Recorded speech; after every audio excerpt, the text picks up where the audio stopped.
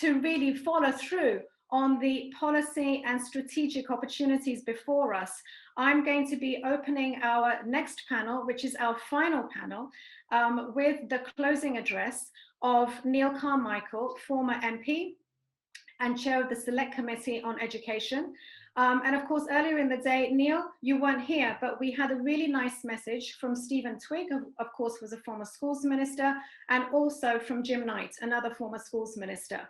And Stephen highlighted in his message to us the importance of cross-party work on this agenda.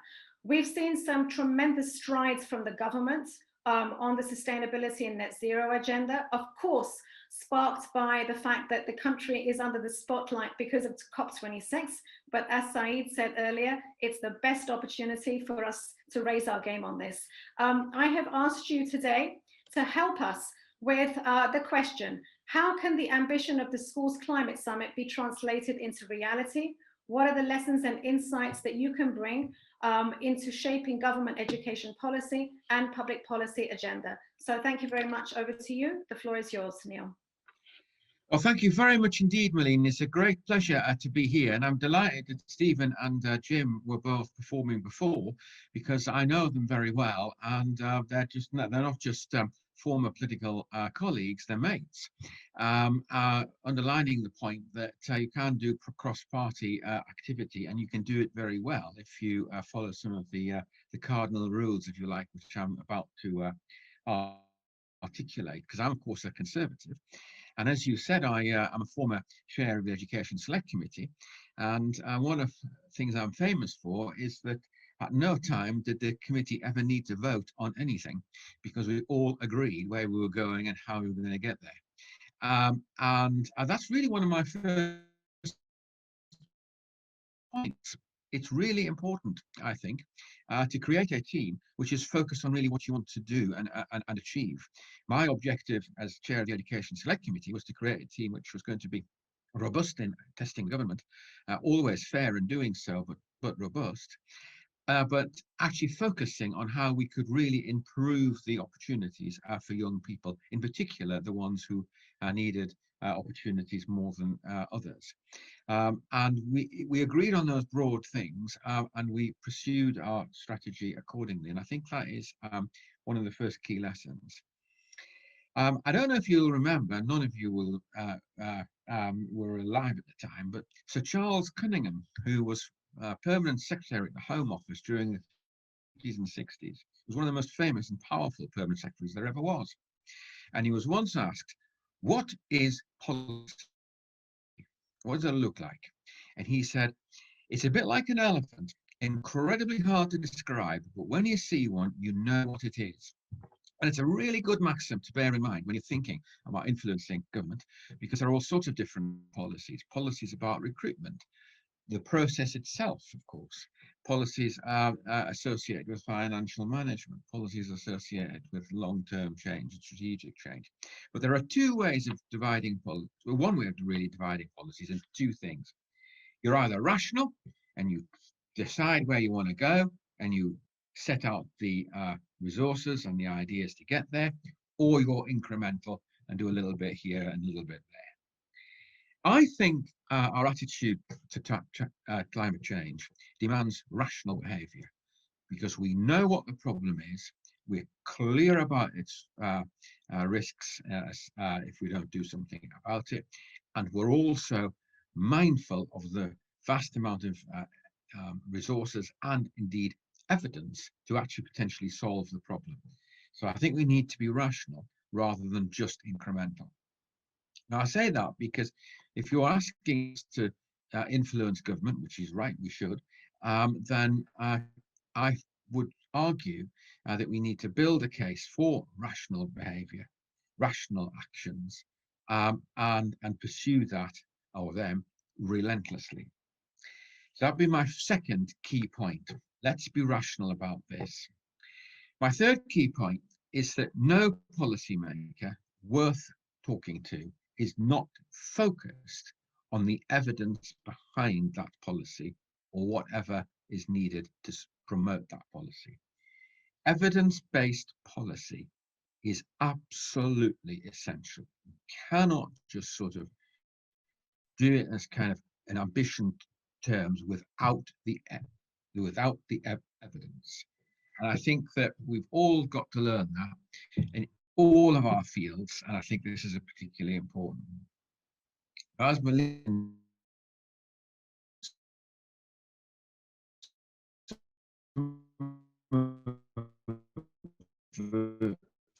some of you have noted, there's an issue about leadership. Leadership is absolutely government school, but they should bear three things in mind. The school is part of a community and can be influential.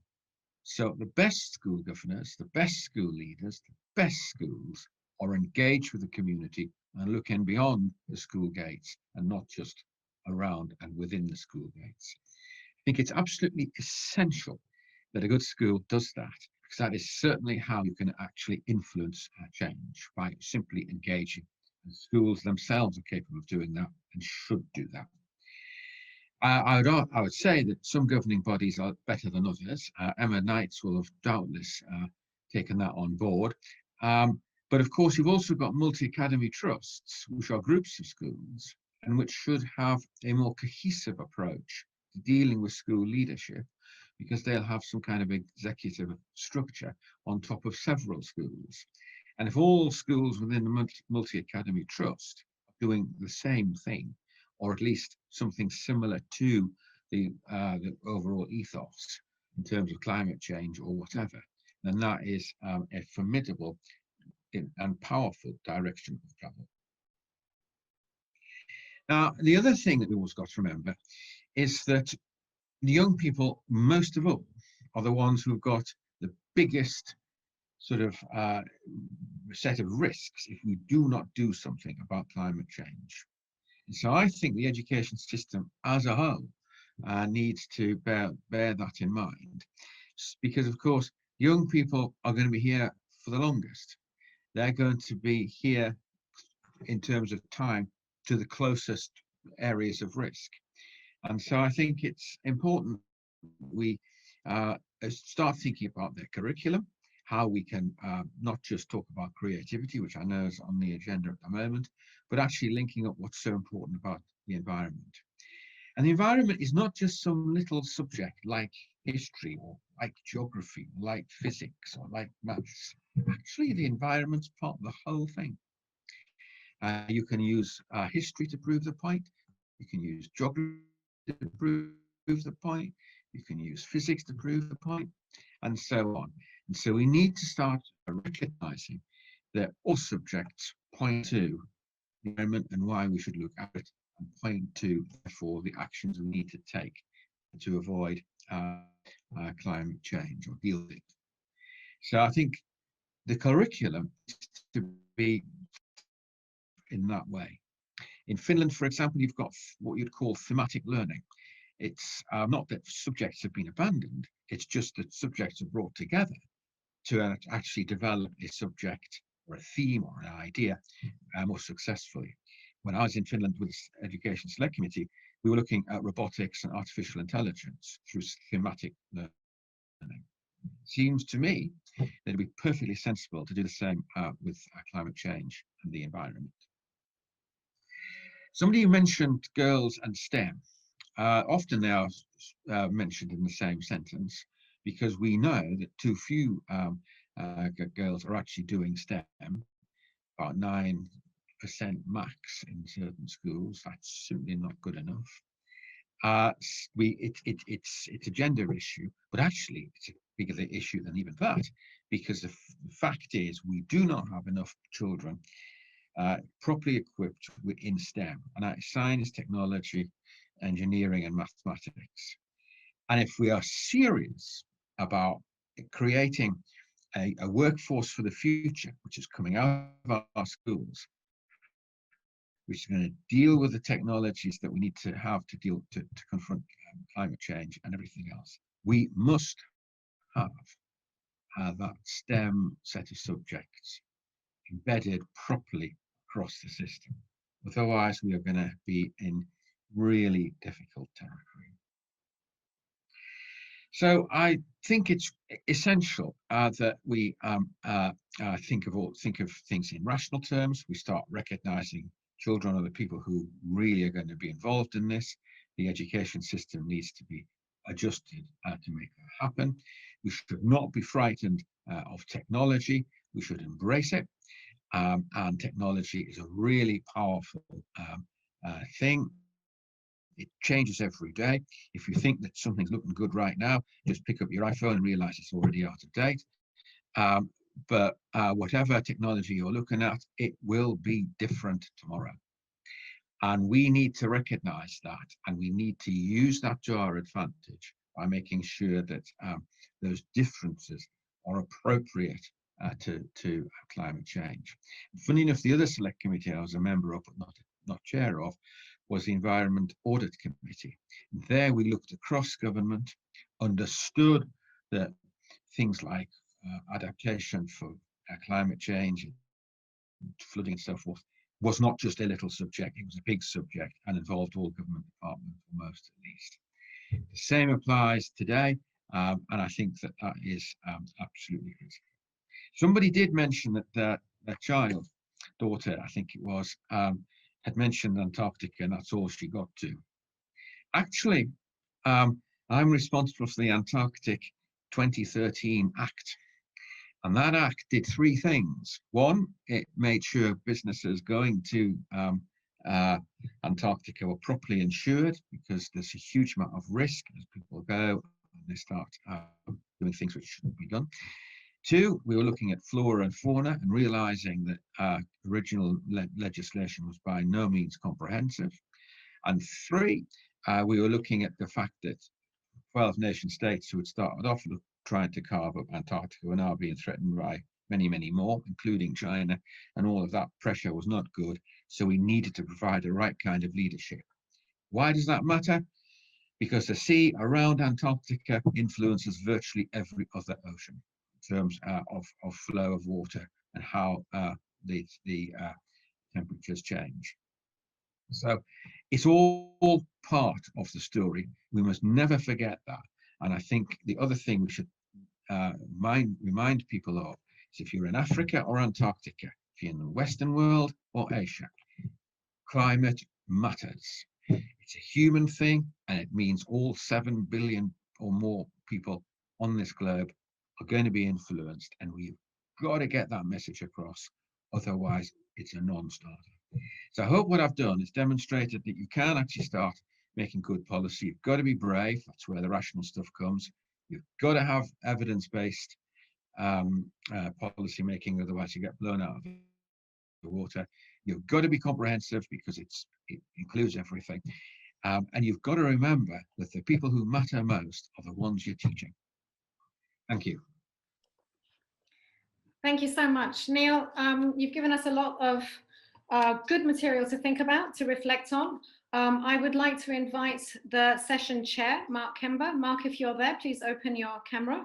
Hello there, Mark, I can see you. Mark is going to take us forward in a discussion based on your remarks, Neil. And I'd just briefly like to introduce Mark. So Mark is currently the CEO of Climate Advisors, and he was formerly the CEO of the Climate Group. Mark has extensive experience as an economist in the developing world, and has been a long time colleague and friend for decades now, Mark. So we are in very good hands. Thank you so much for taking the time today to lead this final session, and I'd like to hand straight over to you. Thank you very much, Malini, and thank you for having me here this afternoon. Neil, you may not remember me, but we met several years ago when my father was fundraising for your campaigners to be MP for Stroud. His name was Ralph Kenber, so you may have come across him. So it sounds like you've had a fantastic day today, and delighted to be here. And so Neil, having just caught the end of what you were saying, probably the best thing to do is for me to see if Malini or Martin have questions for Neil at this stage, and to tell all the audience, please post questions in the chat box if you have them.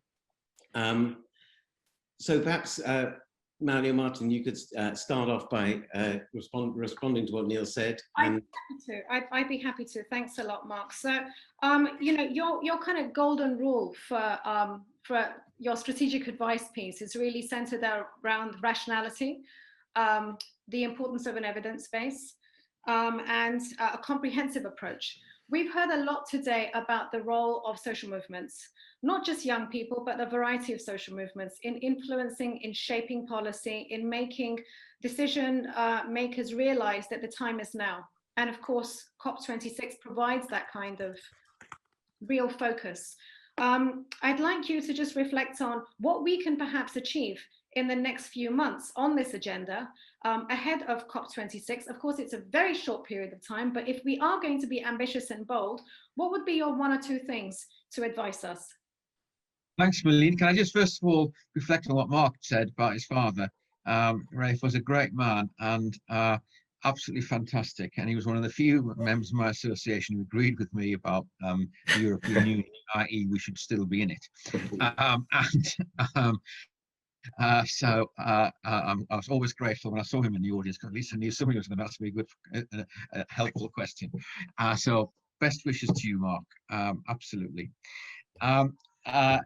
I think one of the points I did make was that schools have to look outwards and not just sit in their own territory. You've got to engage, because I think the fact is that we've gone through a number of crises. Obviously, COVID is one, but there are others, and I would argue Brexit related as well, which sometimes kind of almost certainly compete with climate change, if not actually put it further down the agenda than it should be.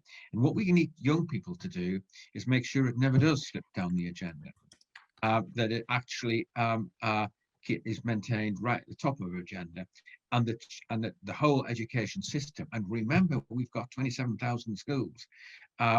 You know, the whole education system can play a part in influencing people's ideas and so forth by repeating the message, which is the climate is in jeopardy, the world is in jeopardy, our society is in jeopardy if we don't get this right.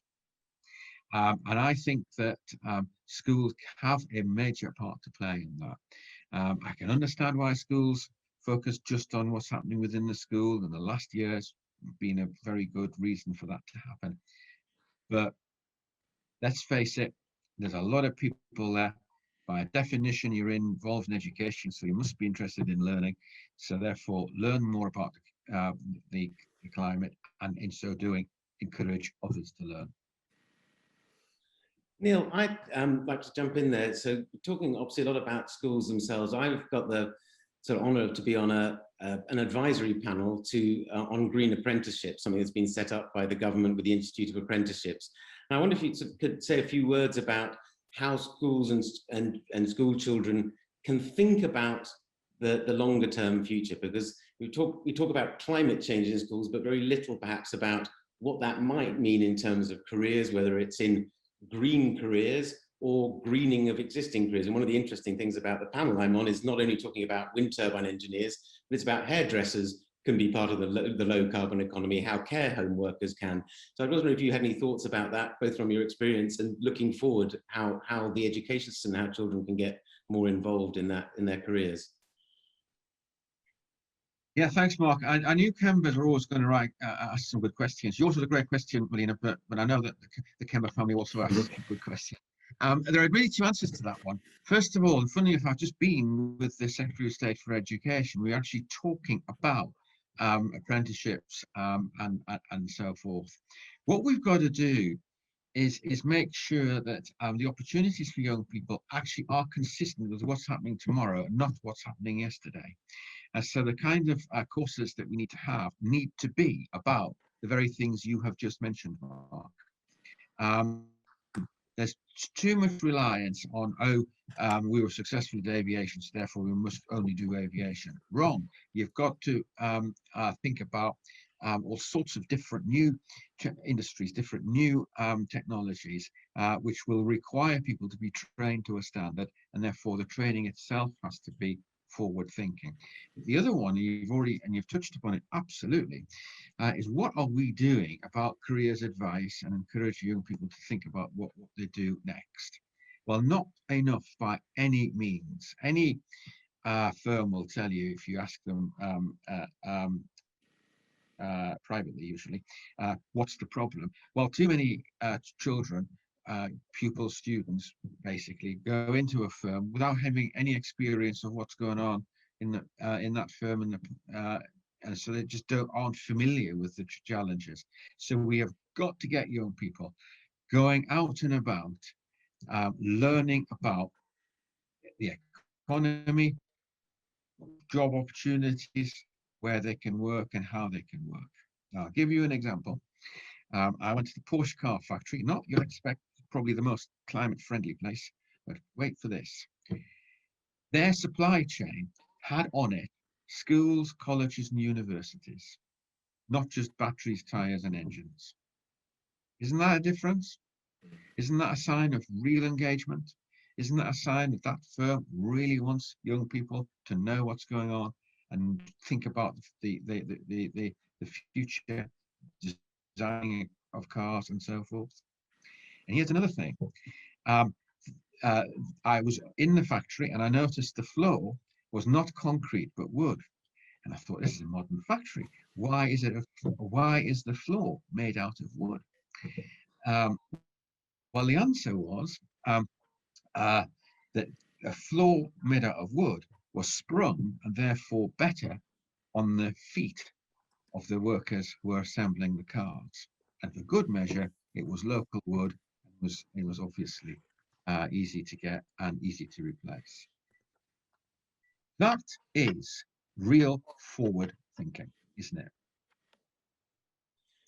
Yeah, can I jump in on that, Neil? Yeah. Sorry, Mark. I think I really like that idea, and I think in schools, I think schools in the past have often very much seen each lesson as a individual, disconnected lesson. Children go into the classroom, that's where the learning takes place. And what you're describing there at the Porsche factory is, I think, the sort of thing some schools are looking at now, where the holistic approach. So you're thinking about the staff, you're thinking about the students' well-being when they're in the class, but also when they're moving around the corridors at break time, where their learning doesn't have to happen in one place. The stuff you talked about earlier about the connections between different subjects, the environment is holistic. I think that sort of discussion, the thing that you said about the Porsche factory, is kind of a way that schools, I think, need to go as well, and some are. But I'm interested to, going back to Malini's point, I'm not saying you dodged it like a politician, Neil, but Malini was asking, in the next couple of months, what advice would you have for us, given that it's short, and on the back of today's summit, would you have any advice for us? Because obviously we can't do everything by COP26. There's only a few things that we'll be able to do. What would be some nuggets of wisdom from you, that's something that we could focus on to push something forward, something moving from today to COP26? Because I really like what you said about realism as well, and sort of realistic positivity. Well, thanks, Martin. I'm not sure I dodged it completely, because what I actually said, I couldn't resist saying. what I actually said was, schools, and I think I told you how many there were, are a really big structure in this country. And if you galvanize and promote a message from them, then that message is going to be hard to ignore. So would you say, picking up on that, that the oh, sorry, you cut out. Sorry, you go. No, you carry on. No, so I was going to say, would you say from that maybe the thing we should focus on, the big message between now and COP26, is about this systems thinking, this holistic approach to schools, the interconnected, and the thing that you said as well about schools are not just islands, but the good schools are involved in their community. So if we promote that message up until COP26, would you say that would be one good way to go? I think you're absolutely right, because I mentioned the importance of being rational. I mentioned the importance of being comprehensive. I mentioned the importance of being outward looking, and so on. And you add all of that together, and you get a powerful message, which is evidence-based, which Yeah. is clearly articulated, and which has a lot of support from the very people who matter most. Brilliant. Thank you. Just before the next question, just wanted to let everyone know we are going to carry on this discussion until 6 o'clock. Neil, I hope you can stay with us until then. And then we'll close with the performance by the BRIT School students. Before the next question, I just wanted to welcome Alison Bellwood to the virtual stage. Alison, I think we've already been here today, but she's the director of World's Largest Lesson at Project Everyone. And so we're going to continue with a combination of Q&A and reflections on the day for the next 16 or 17 minutes. And Malini, I think you're ready to ask another question. Yeah, I have to admit, though, that when I invited Neil and yourself, Mark, to appear today, I wasn't aware of the family connection, which is just so wonderfully serendipitous. I kept that quiet, yeah. Just lovely. Just, it shows what a small world this is.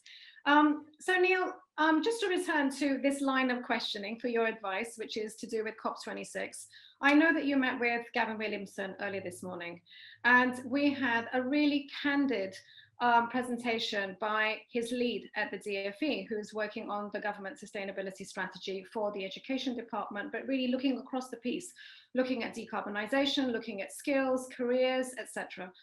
And I think we have an opportunity. So we've had the government now come out with, we've got the UK Infrastructure Bank, we've got the public sector decarbonisation, our funds which are there. There is a real opportunity here for us to connect the stakeholders. One of the things that has come out very profoundly in our conversation today, and why I was keen to have this summit in this fashion, was because the message is not getting through to key stakeholders. So when we heard Emma Knights this morning, she says she was really surprised in looking at the strategies which had been put forward by school governors over a period of time. The environment and climate change did not appear. Now, that's not because there wasn't demand from the students themselves, because pupils have been very vocal and many teachers have been very vocal, but the message had not landed with school leaders and the governors.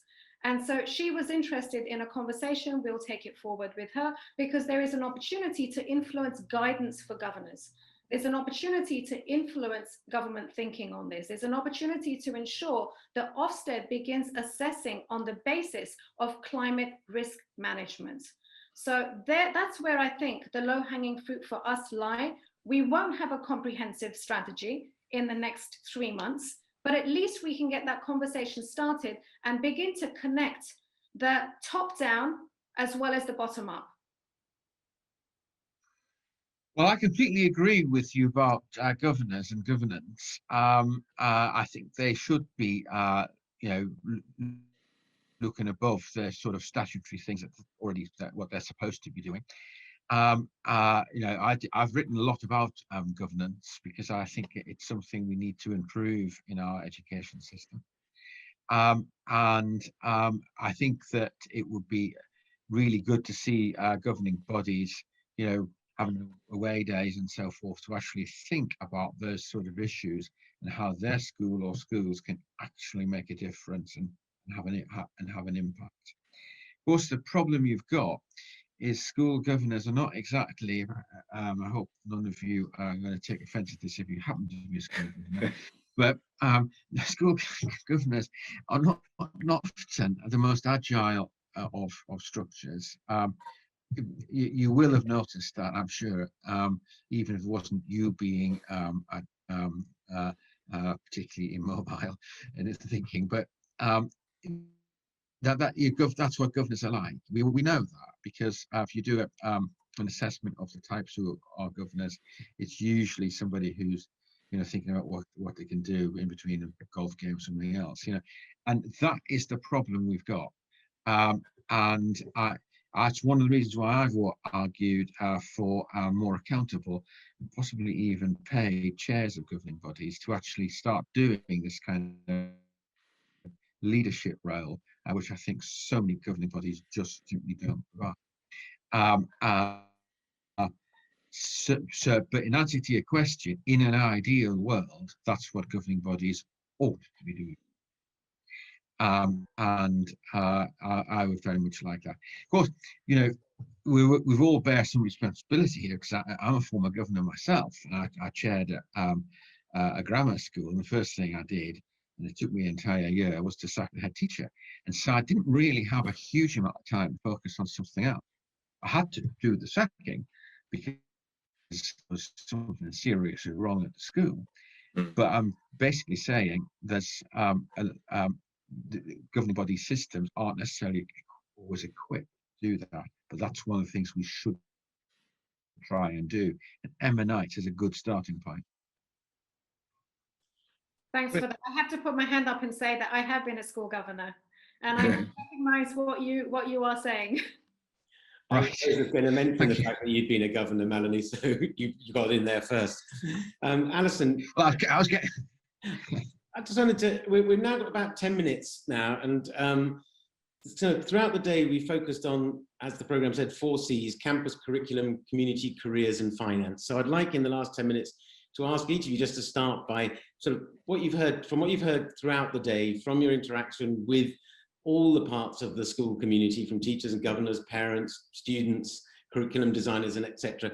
What would, from what you've heard today, what are the most important things that you've taken away so far in terms of the schools and school children and climate on the one hand, and what have you heard that said, God, this is something we must do, this is something easy, this is something we could do very quickly and very easily that would make a huge difference, whether it's either raising climate change up the agenda or bringing climate change into the school curriculum or helping with careers or whatever it may be. I think some energizing ideas which others are free to reflect on. And Alison, as you haven't spoken since I've been on, I'm going to ask you to start with that, please. Yes, don't worry. Thank you. I am actually also a school governor at the moment, just like to say that. And I completely, while I'm not fitting in between rounds of golf, I do agree with you to some extent. And I think one of the roles, when we talk about climate education, we're not just in live talking about it for students. I think we're talking about it for all society, and that's part of the Paris Treaty anyway, but specifically for sectors that, for groups of people for whom they can then act upon it in whatever way that is relevant for the role that they have. And I think there is an understanding of climate and the impact of it on all of us and young people that governors should have. And in our role as sort of, as you pointed out, rising above the day-to-day and thinking about the longer term, it's constantly asking that question with regard to everything, the little bit of packaging that's on the school lunch, to the procurement, to the buildings in the long term, to the investment that's being made, and of course the curriculum, and asking those questions day after day after day. So I just think there is, as you say, there's things to do. So in terms of today, I think that the overall, the thing I think is just great is the way that there's, the force, the C's and the F, and that bringing together of all of the aspects of what happens in a school, and considering those from the point of view of not just climate change, but for me it's climate and the environment. It's a big package, and not only thinking about what we can do, but sort of stimulating an intergenerational conversation about it. And I think one of the roles that schools can play is to really foster that dialogue across the generations. As we've seen young people becoming more and more vocal around climate change, there is a danger that it becomes a bit of a clash there. And I think schools are the perfect environment in which we can demonstrate that intergenerationally we can work together, and young people can bring phenomenal ideas and passion and creativity to the problem, but across the generations we can bring experience and wisdom and attack this issue, which is not going to be solved tomorrow. It's going to be solved over a long time, and there's going to be loads and loads and loads of different actions that need to be taken. There isn't one big answer. But Alison, even if there isn't a big answer, you talk about the creativity, and which I actually agree with you, you've got across schools, across pupils. Are there one or two things that you think that could happen quite easily that we would really tap into that? Because there are, it feels like the creativity is there, and if it's not being stifled, it's not necessarily being encouraged. How can we? I would say, I mean, the big thing for me right now is climate change and climate and environmental learning on the curriculum. And from a policy point of view, making sure that that is part of what COP26's commitments are about. But in the even shorter term, one of the things that could be done over the summer holidays is wherever there's summer catch-up camps and learning opportunities that are being given to kids to help them recover from the COVID isolation, why can't those be about understanding climate and our local environment and giving kids the opportunity to come together collaboratively, look at local problems, get outside, commune with the environment, talk to people? That's immediate. We're talking about, we can do that in the next 8 weeks. Yeah. And that would be amazing. Not only that, then we say, come on, Gavin Williamson, it is not too hard. We know how to do it. The teachers know what to do. They just need to be given the permission, and that policy change needs to be made and committed to. And then we need to get it in the curriculum. It's not good enough to leave it to luck that some kids get this and some kids not. It's just not good enough. Couldn't agree more. Martin, what have you taken from today? What's the kind of big things that you've taken, and what's your one or two things that we can do now? Yeah, well, I'm going to talk about my school, actually. I after this morning's meetings, I left the summit, and we had our own school summit. And feeding into what Alison said, it was remarkable, really. About a month and a half ago, I was chatting with the head teacher about doing a banquet for our Year 7s in the Wild area. And he said, after COVID, why don't we just get the whole school to have a special day on the school's climate summit?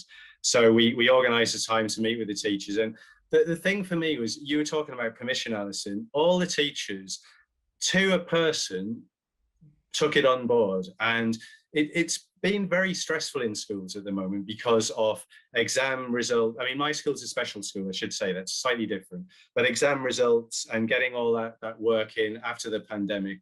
And yet they all wanted to do it. And there was no, what was surprising for me was there was no feeling of, oh, do we want to do something about climate? There was no, everybody bought into it. And we had the most fantastic day. I've just seen a scarecrow that's been built, dressed in pride colours. They had people doing water butt races across the school fields, and just going on to what we did, we did a collaborative project where all the students helped organise the best banquet ever in our wild area. And the table was so long it had to curve around the corner through the forest. We had an orange table. It was amazing. I mean, I'll send you pictures. But it was all about food and friendship and food waste, and it's feeding to what you were talking about again. I'm using that word feeding. I've obviously had too much food today, but linking to what you were saying, Alison, this is a long-term plan for us. We're working with the Year 7s now, so that by the time they're in Year 11, even though they have learning difficulties, the more able ones are aware of their local environment and love it and want to protect it, so that they want to learn more about it. And the brighter ones are able to then do their GCSEs and address issues there, to look at the green jobs that we talked about, but because it's something that they want to do. And today it was just joy. It was a post-pandemic celebration. I know we're not post-pandemic, but it felt like that at the school. And it was a real celebration and a moment of hope in between a lot of the problems. And it was just amazing. It was hard work. If I look tired, it was a tough day, but it was also an amazing day. And I think, and we introduced those concepts of food and food waste, which we can now build on. And because that moment was so special, and I think that's it. It's about giving people permission. The head teacher gave that permission and allowed the staff to be creative and to use their own expertise and skills to develop a really fantastic day. So yeah, I don't know whether that specifically answered it, Mark, but I'm still on a bit of a high from our back. I was going to say, Martin, you don't look exhausted, you look exhilarated. Okay, well, it was a great day. One of the things I've picked up from both of you is it's about enthusiasm. Yeah. It's also about connecting, not only thinking about there's an impending disaster, but there's something exciting ahead, which obviously gets good for motivating people, and thinking about linking something that feels academic with something very practical. I'm, for example, chair of our local energy services co-op, and we've put roofs, solar roofs on several schools in the Brighton area where I live, and energy efficient stuff. And you can tell kids about solar PV, or you can show them the roof of their school. Yeah, exactly. It's obvious, isn't it? Malini, I'm going to I'll come to you next, and then I'm going to, for good or ill, give you the final word. So, Malini, you've organised this. I hope it's been a wonderful day. It seems there's a lot of energy at 3 minutes to 6 in the afternoon. So, what have you taken away, and what are your next steps? I mean, we're still here, and we're competing with the biggest football fixture for many decades. Don't. Today has been full of revelation. There have been so many wonderful stories, so many solutions. We've had an energy manager who shared with us that he has raised almost 18 million to retrofit schools in Hounslow. We've heard from students in Hammersmith Academy, which was awarded the Sustainable Schools Award this year, of how the vegetables that they grow, when they harvest them, every week they would give them to the local food bank. I mean, there are simple, meaningful things which are taking place. There was a lot of emphasis today. I'll mention the words which came out time and time again. The first was around the need to collaborate, the need to develop relationships, because as Anne Finlayson said, change happens when it's us, when we are collaborating, when we are socially engaged, and there is a reason to work together on a common mission. We heard about the importance of alignment, and that for me, as somebody who works with politicians, is very important, because I think there is a real important potential for aligning political imperative with what the street is asking for us to do. And that's why we're beginning to see that translated into new monies being available, into new policy frameworks being available, etc. We heard about strategy, the importance of strategy. I've spoken about that before in terms of what our ambition is with the Governors Association, with the Department for the Environment. We heard about ambition. I think fundamentally it is about making sure that one of the watchouts that we started the day with was Jonathan Porritt spoke about betrayal of young people. He spoke about anger. Caroline Hickman, the psychologist, spoke about the notion of moral injury felt by young people, the despair of young people caused by climate anxiety and eco-anxiety. And we had some very good data, a really strong evidence base shared by Andreas Schleicher, who runs the PISA program at the OECD.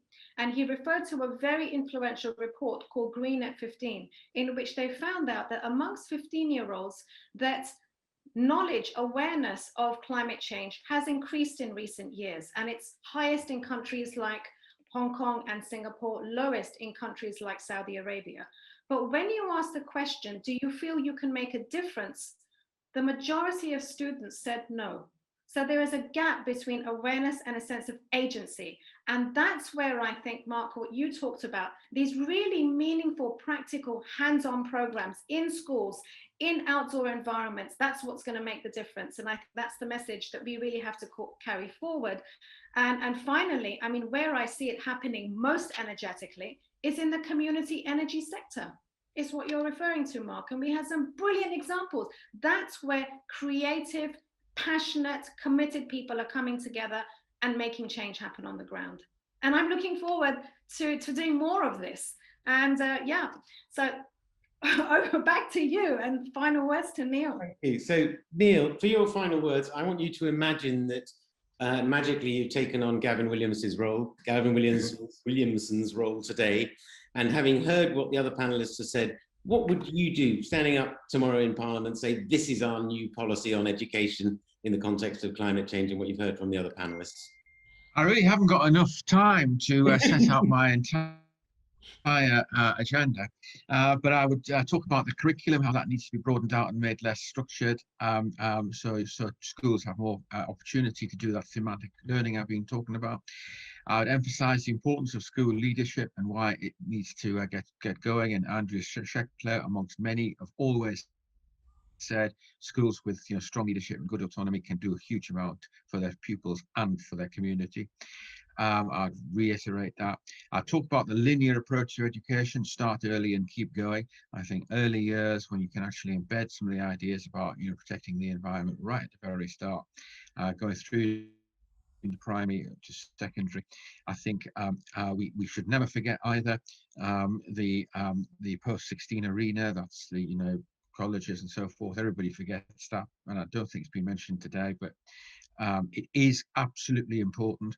There are more young people going to a post-16 college than to a school, etc. You've got to get these things brought into account, and I think that needs a really good uplift. But in terms of talking about opportunities to protect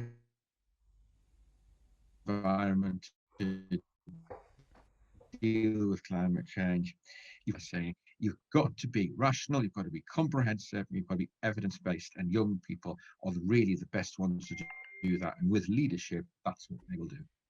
Fantastic. Thank you very much, Neil. Thank you, Alison. Thank you, particularly Malini and Martin, for having organised this fantastic day. It has, seeing some of the comments, there are a lot of people here still. They're competing, as you said, competing with the football, and so that's got to be a good thing. I mean, we're winning against the football. I have no idea what's going on in the football, but it's irrelevant, of course. So to close the day, having thanked all of you and thanked everyone who's participated today, I'd now like to invite Ray Udkirk, if he's with us, he's the Deputy Principal of the BRIT School, who is going to introduce the closing performance by students from the BRIT School. And I think, Ray, I can see you appearing at the top of my screen, just in the nick of time. So welcome, and over to you. I'm so pleased that was the nick of time. Excellent. Thank you so much. So just a brief introduction. I don't actually know what's already been said, but I'm one of the assistant principals at the BRIT School. And I'm actually in the library.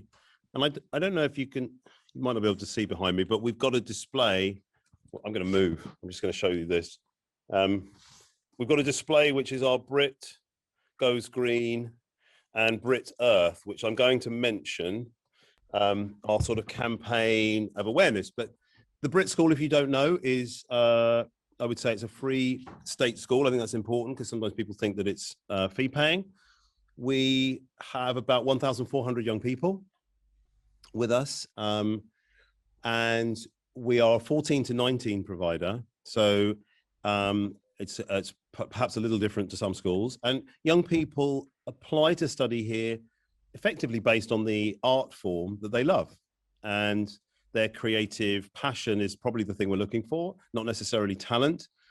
But our mission in a nutshell is to develop and nurture young people for careers, and I say careers in its sort of multiplicity, in the arts, whatever that might be. Obviously, we're super keen on the transferable skills of the arts as well. And sometimes we're known for certain art forms, but we actually run 9 different sort of specialized areas, from music to dance to musical theatre to community arts practice and theatre. But also we have what we call the creative arts of interactive digital design, visual arts and design, film and media production, and also, very interestingly, production arts, all of the backstage sort of elements that young people would develop. And I think, like all schools, we are committed to the curriculum areas as well, but it's absolutely the case that it's a bit topsy-turvy compared to some schools, that the arts, we have these conversations about explaining why maths and English are important to young people who sometimes believe the arts are the most important thing, which in the education world is quite extraordinary. So we're in Croydon, Selhurst. We do take students from across the country to an extent, but we are mostly, most of our cohort is from Greater London. In terms of climate action, I've been privileged to do a lot of work leading that in the school. We worked initially with some fantastic people from Julie's Bicycle a few years ago, who were fantastic, Catherine and Will, really galvanized some of our thinking on the practical elements of recycling and looking at energy and so on and so forth. the thing I probably wanted to highlight before hopefully sharing the exciting work that you'll get to see, just sort of a short selection of work, is that because we have all these young people with creative voices, I would say that one of the really exciting things that we've focused on is giving them platforms, whether that be digital or live, to enable their voices through their arts to be heard in relation to whether it's climate emergency. We have been focusing, interestingly, recently, we deliberately focused on the earth and the positive elements about how young people can respond to what the earth means to them. I would just give a little plug to, if you go to our school website, you'll see BRIT Now, BRIT Earth Edition. And some of the material, we've just got a very small selection for you to share now, but there's a lot of material from 14-year-olds to 18-year-olds across the art forms. And what's been brilliant about that is that, I mean, some people say art changes the world. We had a masterclass with Billy Bragg recently who said, music does not change the world. Art does not change the world.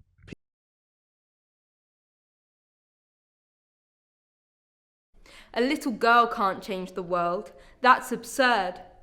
Well, I've got 2 words for you. Greta Thunberg. Greta Thunberg, a woman of our era, making our actions clearer and clearer, yet still there are some disbelievers. The planet is dying, it's crying acid rain, and the previous generations are the ones to blame. But they dismiss the facts. Society doesn't learn. They sit there and watch our Amazons burn, yet we are the ones who suffer their spurn. There's more CO2 in the air than ever in history, but corporations hide it and say it's a mystery. You want more facts? This one will get you thinking. Indonesia's capital city is sinking. In 10 years' time, Earth's resources will be gone. Yet the oil companies still go on, funding lobbies to block climate change policies. They're trying to block climate change policies. Wake up! Open your eyes. This isn't fake news. Look around and ask yourself, what are you willing to lose? A whole generation can change the world. It's not absurd. So raise the alarm and let your voices be heard.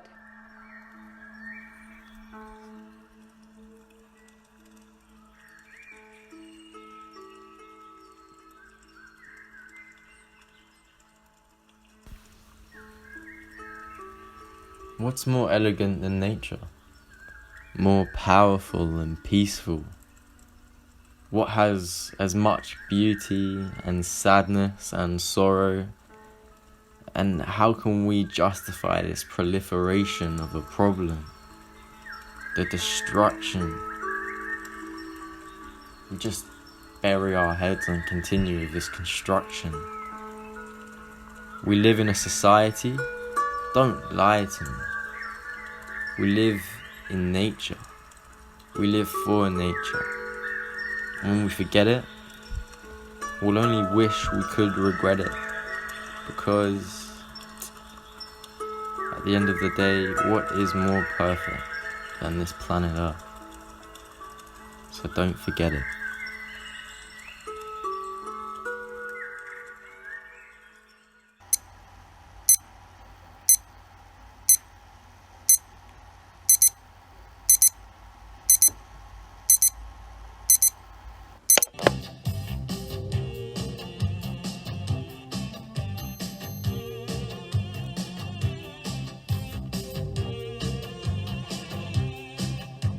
Some boys kiss me, some boys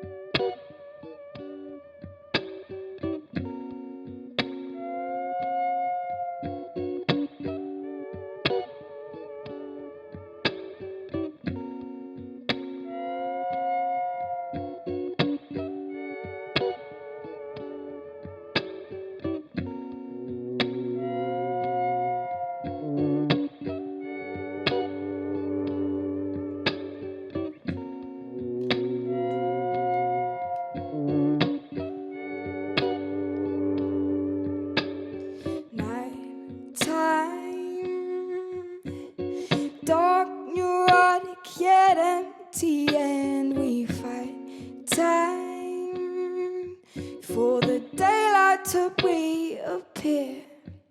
No, I shouldn't live in a rush. Just move on and accept the stuff. But no, it don't feel like enough. So just wait for the daylight.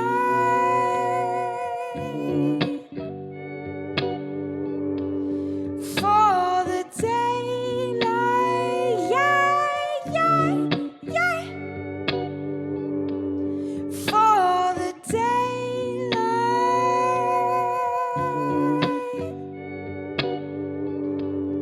For the daylight, yeah, yeah, yeah.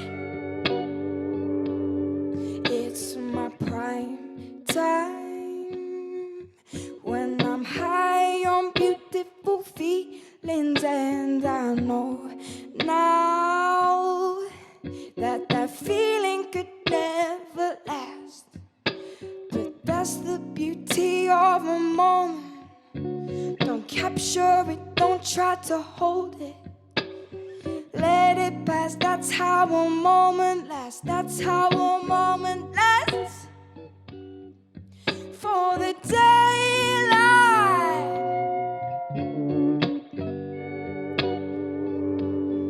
Live for the daylight. Yeah, yeah, yeah. For the daylight.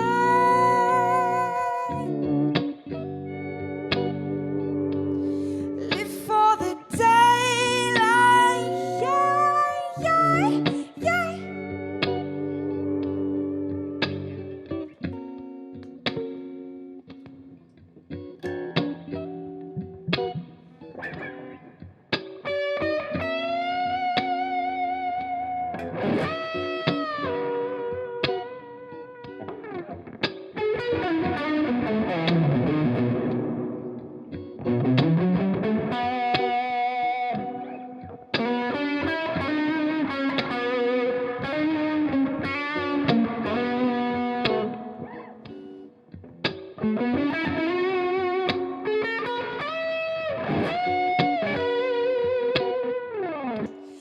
Live for the daylight.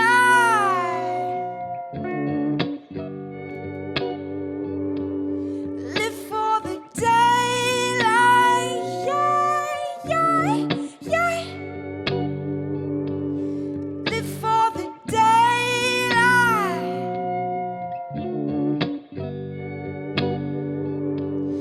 Live for the daylight. Yeah, yeah, yeah.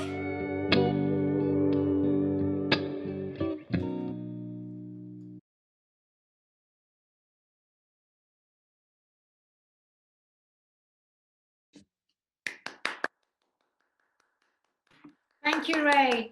Amazing, Ray. Amazing. Good luck. You've got more. Check the webpage, BRIT Now, BRIT Now, BRIT Earth, and see some of the, especially some of the visual art and design work as well. There's some really, really cool interactive digital design that they've done. I saw a student today. It's not there. It's a piece done on Procreate of the Australian forest burning, and I don't really know about this stuff, but she told me it took 6,794 individual strokes on the computer device, and it took her 9 hours 47 minutes because it gets timed, so you know how long your artwork takes. Anyway, it's a really detailed piece. Yeah, there's something about the power of young people's art to just ultimately cut through the, it's so powerful. So that's what we're doing, and an annual event. But October, we should stay in touch, because October, our BRIT Earth Live event is going to be an evening, hopefully restrictions not in place. We'll probably stream as well. So it'd be good to connect and get people connected with that. Yeah, brilliant, brilliant. And good luck tomorrow for your first in-person assembly, the BRIT. Yeah, it's a really big deal. It's a really big deal. It's crazy. Year 10, it's June the 30th. They've had one assembly in person since they started in September. So That's a great note to end on. Hey, Anyway, Thank you very much. Yeah, brilliant. bye everyone. Take care. Yeah, well done.